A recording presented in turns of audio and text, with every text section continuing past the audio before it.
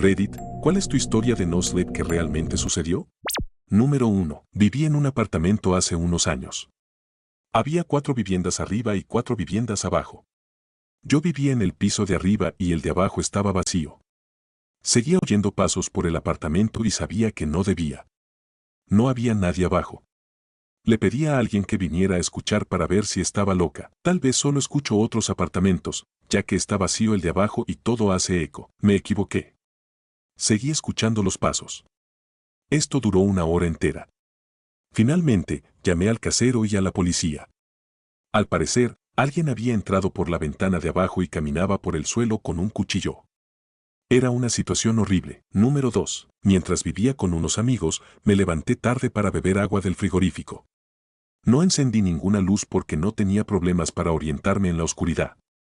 Al cruzar el salón, oí algún ruido, como un movimiento, y supuse que era el gato de uno de mis compañeros de piso. Fui a la cocina, bebí agua y salí de ella. Al volver por el salón, oí ruidos de movimiento mucho más fuertes de lo que debería ser un gato viejo y miré a mi alrededor. Allí, en el sofá, en la oscura sala de estar, había una figura del tamaño de un niño, con unos ojos rojos brillantes que me miraban directamente. Me quedé paralizado. El miedo fue tan repentino y fuerte que ahora se me pone la piel de gallina. Retrocedí muy despacio, sin atreverme siquiera a pestañear mientras observaba los ojos rojos que me miraban.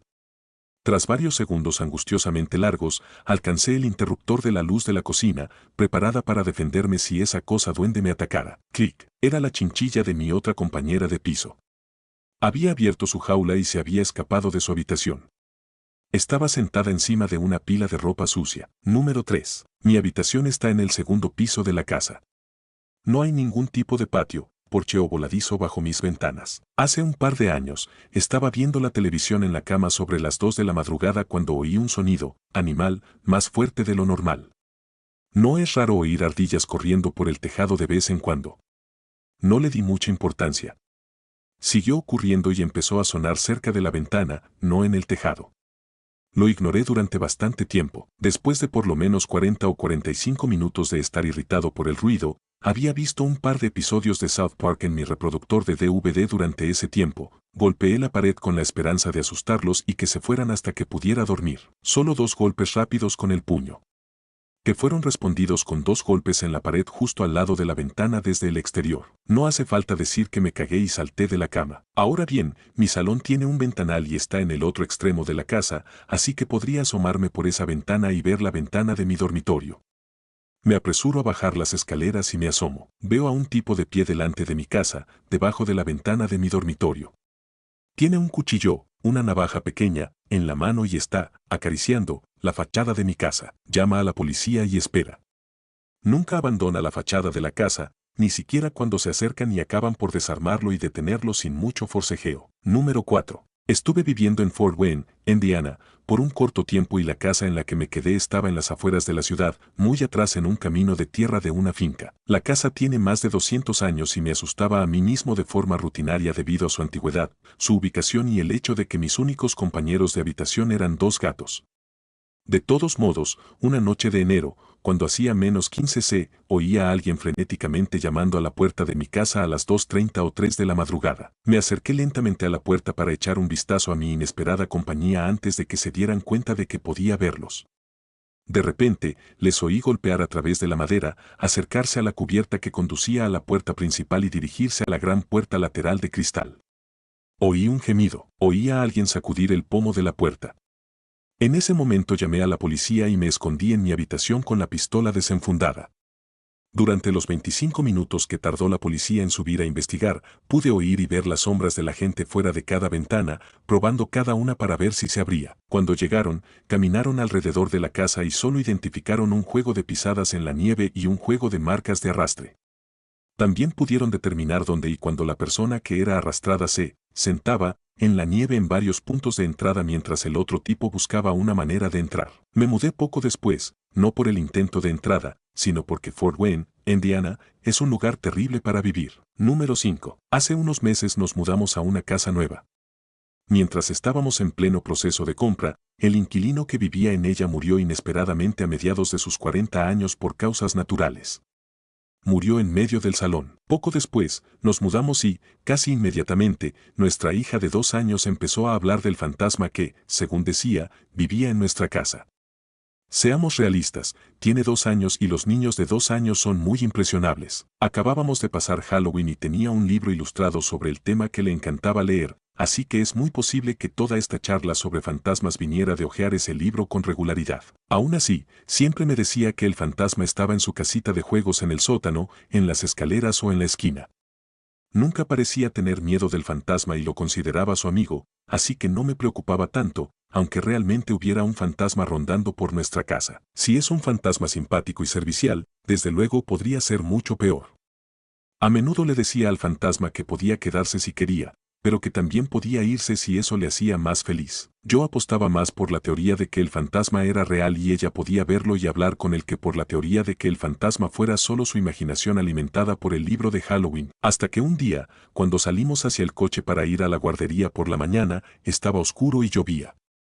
Mi hija me dijo que había un fantasma en la terraza de atrás y que hoy era su cumpleaños y que quería cantarle el cumpleaños feliz. Una vez más, hice caso omiso, ya que está obsesionada con los cumpleaños y en el pasado nos ha hecho cantarle el cumpleaños feliz a Mickey Mouse, a un bol de aperitivos de fruta y al baño.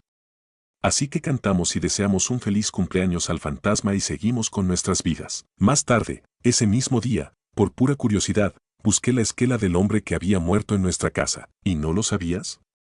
Era su cumpleaños. Número 6. Trabajo en un edificio pequeño con 3 salas y mi despacho está en un pasillo trasero de una de las salas. Comparto el despacho con otra chica y, normalmente, es un lugar bastante tranquilo. Una tarde, siendo las dos las únicas de nuestra ala que seguíamos allí, ambas oímos una puerta cerrarse ruidosamente en el pasillo. Estábamos un poco confusas, así que me asomé y no vi nada fuera de lo normal. Las 2 semanas siguientes me quedé hasta muy tarde para recuperar horas y poder disfrutar de las vacaciones de invierno, y empecé a oír pequeños ruidos en el pasillo cuando estaba segura de que no había nadie en el edificio. Sonaba como un zapato deslizándose por el suelo. Sucedió un par de veces. Antes, por las tardes, solo estábamos el conserje y yo, y empezó a asustarse mucho. Decía que oía portazos en una de las salas, a pesar de que todo el mundo se había ido. Una noche investigamos y descubrimos que todas las puertas estaban bien cerradas, pero me di cuenta de que la luz de la cocina estaba encendida, a pesar de que la puerta estaba cerrada. El conserje se asustó porque sabía que había apagado la luz antes de cerrar la puerta. También recordé que la luz se había encendido un par de noches en las que yo era el único que estaba allí. Empecé a preguntar por ahí si otras personas del edificio habían experimentado algo parecido, y una señora me dijo que algunos adornos de su habitación se habían movido cuando volvió del baño. Y aquí está lo que realmente me pone los pelos de punta. Otra señora dijo que un día notó una huella de pisada en medio de su escritorio. Es ese material negro que muestra las huellas de la piel con bastante facilidad. La verdad, prefiero que sean cosas paranormales, porque la idea de que haya una persona haciendo todo esto me pone los pelos de punta. Número 7. Esta historia no es mía, sino de mi abuelo. La historia transcurre en Virginia Occidental en los años 20. Mi abuelo es el menor de 9 hermanos y su familia es muy pobre. Todos viven en una casa de una habitación. Su hermana enfermó de repente y cayó en coma rápidamente. Dicen que tenía fiebre y que temblaba, e incluso se incorporaba en mitad de la noche, aunque no estaba consciente. Su estado empeoró progresivamente durante los días siguientes y necesitó ayuda. Mi abuelo y su hermana mayor, Glenna, se quedaron en casa mientras el resto de la familia iba a casa de unos vecinos, a 16 kilómetros, a por comida y medicinas. En cuanto la familia llegó a casa esa noche, la madre fue a la cama de la hermana y le puso un paño frío en la cabeza. Inmediatamente, sus ojos se abrieron por primera vez en días y miraron directamente a su madre, y dijo, «El Señor quiere a Glenna». Se echó hacia atrás y se retorció antes de volver a quedar inconsciente. A la mañana siguiente, Glenna y su hermana habían muerto. La hermana menor murió de fiebre y Glenna murió por causas desconocidas. Número 8. Esto me recuerda a algo que supuestamente le ocurrió a mi tío hace 30 años en un pequeño pueblo colombiano llamado Oroque, según me contó mi madre.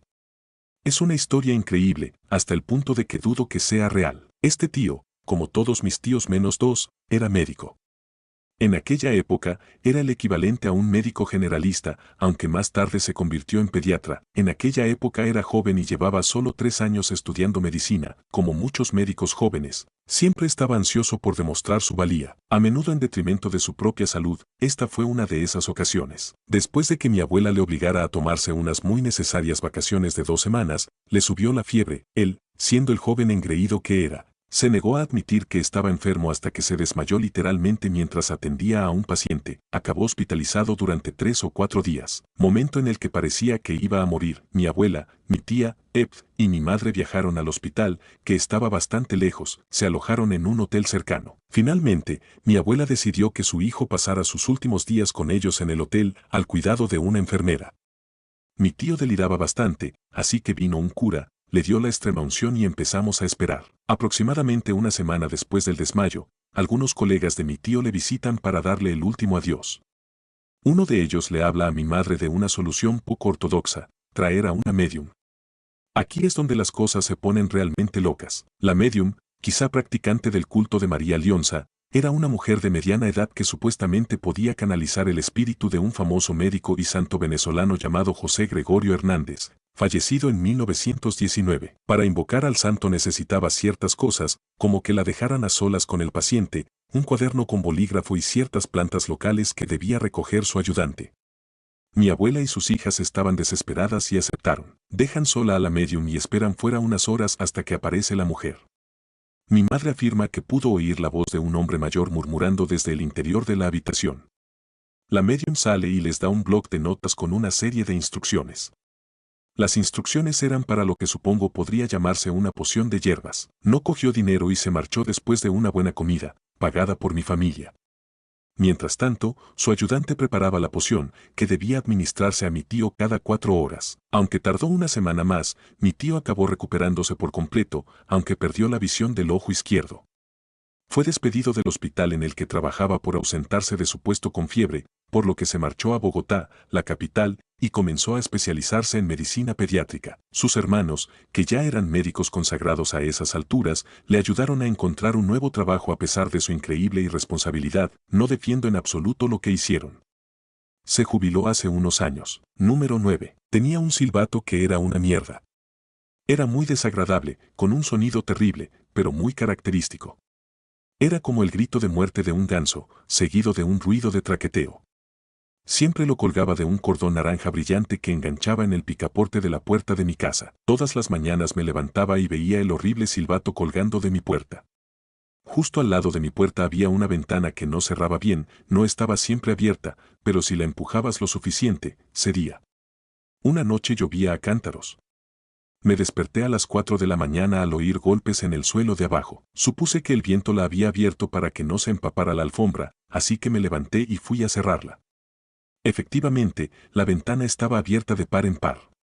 Cuando fui a cerrarla, oí algo por la ventana. A lo lejos, oí el maldito silbato. El cordón y el silbato estaban sueltos y alguien estaba soplando el silbato en medio de la tormenta. Revisé la casa de arriba a abajo, pero no faltaba nada. Solo faltaba el silbato. Arreglé la ventana. Número 10. Eran las vacaciones de invierno de mi primer año de universidad.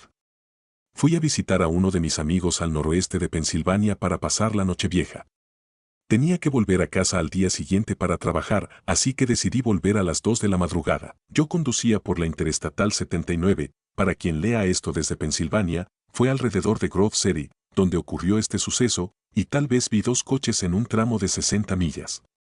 Llegué a una curva y vi lo que parecía un oso negro en mi carril. Di un volantazo, me salí de la carretera y me estrellé contra la línea de árboles junto a la autopista. Estaba en medio de la nada y el oso se metió en el bosque. Mi coche estaba destrozado y sabía que no iba a haber ningún coche en horas para ayudarme. Llamé al 911 y me dijeron que tardarían unos 20 minutos en llegar. Salí del coche y me puse de pie en el arcén de la autopista a esperar. Al cabo de unos 5 minutos, oí un crujido en los arbustos y allí estaba el puto oso. Resulta que, cuando me salí de la carretera, atropellé a un osesno y la mamá osa estaba furiosa.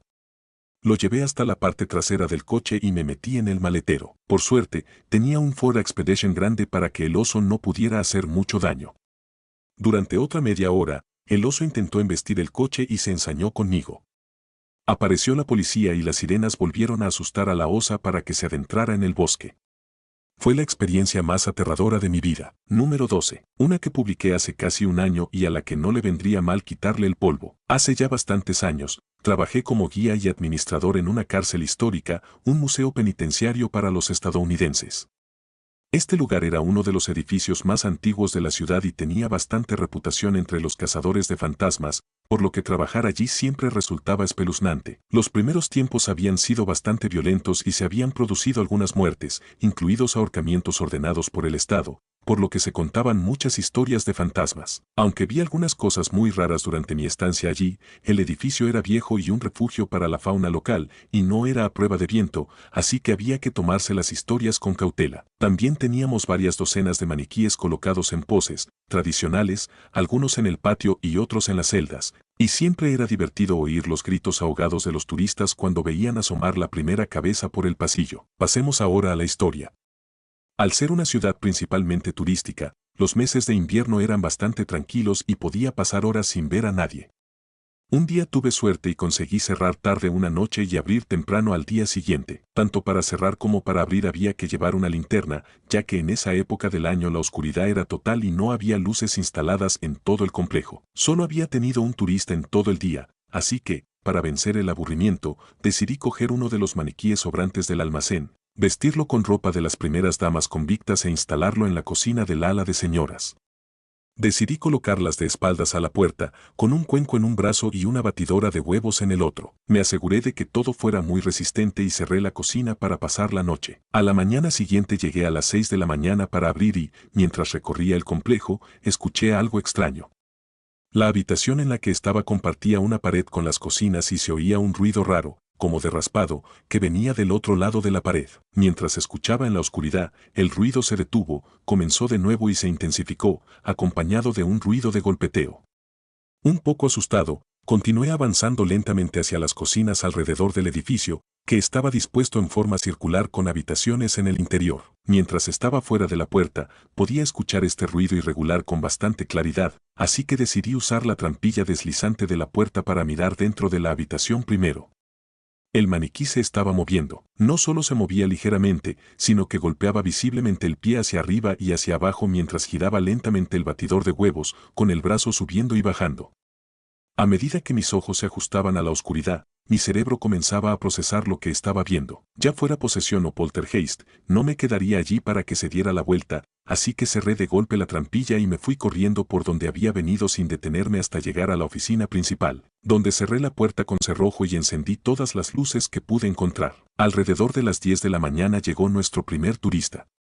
Para entonces, me había convencido de que lo que había visto había sido alguna alucinación. Debí haber escuchado cómo el edificio se asentaba y mi cerebro llenó el resto del vacío. Después de todo estaba oscuro. Sabiendo que tendría que abrir la cocina para que pasara el turista, colgué el cartel de «Vuelvo en 5 minutos» en la recepción y me acerqué sigilosamente a la puerta de la cocina.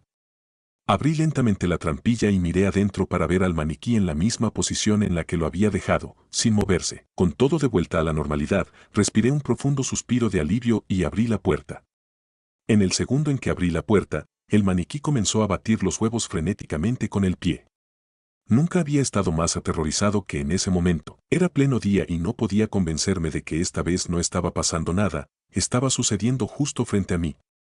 Estaba solo en una cárcel con un maniquí poseído y yo era la única figura de autoridad con un miembro inocente del público a punto de pasar por esta misma habitación.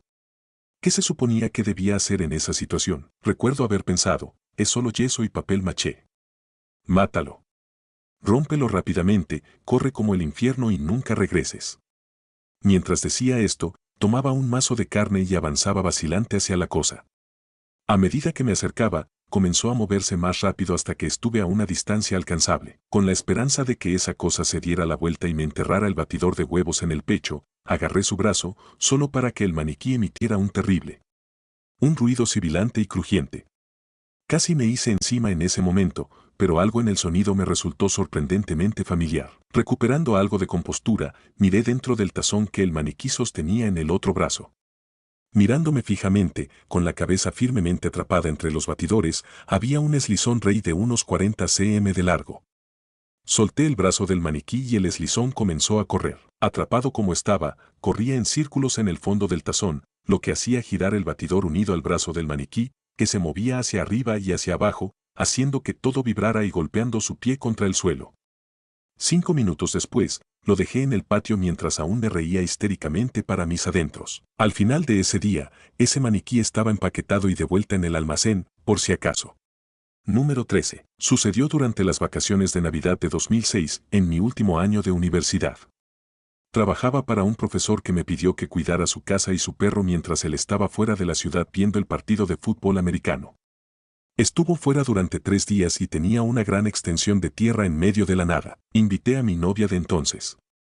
Tenían caballos, pesca y un vehículo todoterreno para pasear, etc. Los 2 primeros días transcurrieron sin incidentes, pero la última noche el pequeño perro Fofo estaba muy inquieto. Seguía ladrando en la puerta trasera. Al principio lo ignoramos, pero decidimos encerrar al perro por si había un coyote o algo así. Tras un rato, empezamos a sentirnos un poco asustados. Yo seguía diciendo que probablemente se trataba de un animal y que estaríamos bien. Mi novia, que no es muy lista, quería investigar para ver qué había fuera. Salió y dijo que había visto algo pequeño y gris, probablemente un coyote, que se había ido corriendo. Así que, al final, solo era un animal, sin preocupaciones. Pero para entonces ya estábamos bastante asustados. El perro empezó a ladrar a través de la ventana de enfrente de la casa y seguimos tratando de ignorarlo, aunque estábamos un poco preocupados. Decidimos irnos a la cama, en un silencio incómodo. Luego lo escuché. Sonaba como una niña pequeña cantando una suave y escalofriante canción de cuna. No dije nada, esperando que se tratara de una ilusión. Mi novia dijo, vámonos de aquí. Yo pregunté, ¿por qué? Ella dijo, ¿no has oído a esa niña cantando? De acuerdo, vámonos de aquí. Y nos fuimos. Incluso llamé a alguien para que hablara conmigo mientras caminábamos hacia mi coche. A la mañana siguiente, fuimos a limpiar la casa. Estaba más asustada que nunca. Nunca lo había estado tanto. Número 14. Estábamos cazando con mi suegro. Era mucho antes del amanecer, quizás las 5 de la mañana, y caminamos hasta un grupo de árboles y nos sentamos. Él estaba a unos 70 metros al sur de mí, y yo miraba hacia un claro. Él llevaba una linterna y yo no llevaba ninguna en ese momento. Era una oscuridad total, no se podía ver una mano delante de la cara. Tras unos 20 minutos, oí algo realmente grande caminando a unos 10 metros frente a mí. Por el sonido de las hojas y las ramas rompiéndose, parecía del tamaño de un humano. Me asusté y llamé a mi suegro en voz alta para que encendiera la linterna. Justo frente a mí, de donde venía el ruido, escuché su voz que decía, no, está bien. El ruido volvió a ocurrir unos 10 minutos después y le llamé, asumiendo que era él quien lo había provocado. No hubo respuesta, así que me dirigí a su campamento y le pregunté si había caminado cerca de mí.